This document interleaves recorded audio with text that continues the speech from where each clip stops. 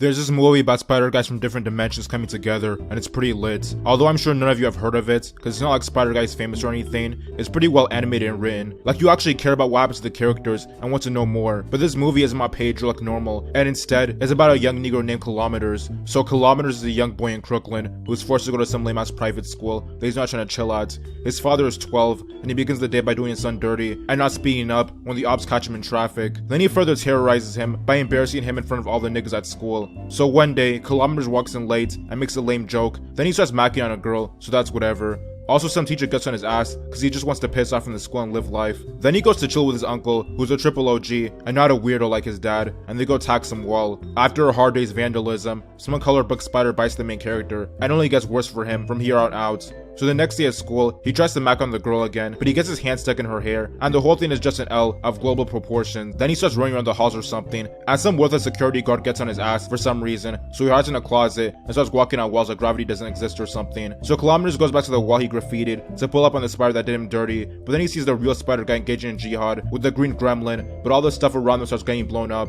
Eventually, Spider Guy saves the boy and realizes he's also a spider guy and offers to be his big homie. But then some big ass funny looking crime boss tells his guys to open a portal, so they do, and it messes up the city and Spider Guy. So after all the dust is settled, Spider Guy is wounded and tells Kilometers to put a flash drive in a machine so he can stop the portal. But then the crime boss pulls up and gets hurt when Spider Guy tells him that he won't find what he wants, and then he puts Spider Guy in a shirt and sends his minions to murk the boy too. So Kilometers manages to escape and sneaks out to his parents' house as they hear the news of Pedro becoming a pack. He visits a memorial and decides to become the new Spider Guy, but he just busts his ass repeatedly and ends up breaking the flash drive. So he goes to Pedro's grave to pour a 40 until some other nigga pulls up on him and he instinctively sleeps him. So then he carries around his body across the city until they both had enough and just rest there. It turns out the man is Pedro from another dimension, and in that one he's a lame and he's stuck here because of some crime boss's machine. So Pedro tries to run off and do Kilometers dirty, but then decides to help him instead, so that's cool. They pull up on the lab where the portal was made, and Pedro finds the password and tries to distract the scientist while the boy types it in. Also, it turns out the boy can turn invisible, but then it turns out the scientist is a female Dr. Squid, so the guys piss off.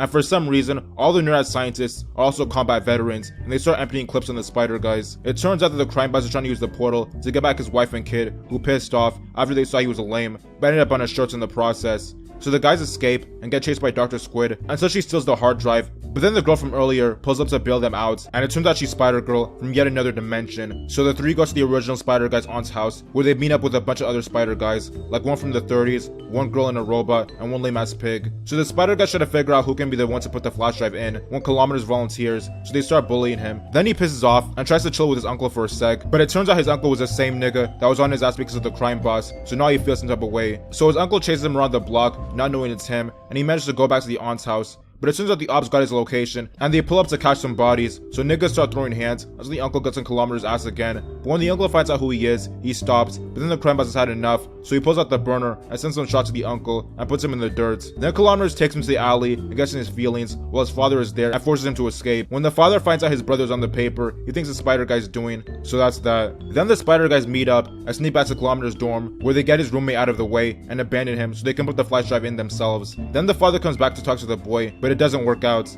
But after all this, Kilometers finally unlocks his full powers and can go invisible and do spider stuff whenever he wants, so that's lit. So the other Spider Guys infiltrate the crime boss's fake ass events for this universe's Pedro and try to put in the flash drive, but the cartel scientists find them and start blasting, but Kilometers pulls up and bails them out, and all the niggas go back to their own universes. But then Kilometers gets him to fuck off and starts throwing hands with the crime boss, while his dad looks on and realizes that Spider Guy is a real nigga. Eventually the boy manages to stop the portal and brings them back to normal, so he meets up with his father, starts chilling in school, and dedicates himself as the new Spider Guy. Overall, this movie was lit as hell. It was definitely better than any Spider Guy movie in the past 10 years, and represents a good direction for the future of the character and animation in general. But it's hard to take the crime boss seriously sometimes because it looks funny as hell. Let me know what Spider Guy movie you think is the best in the comments, and also just know that this movie was better than the other one that came out like 2 years ago.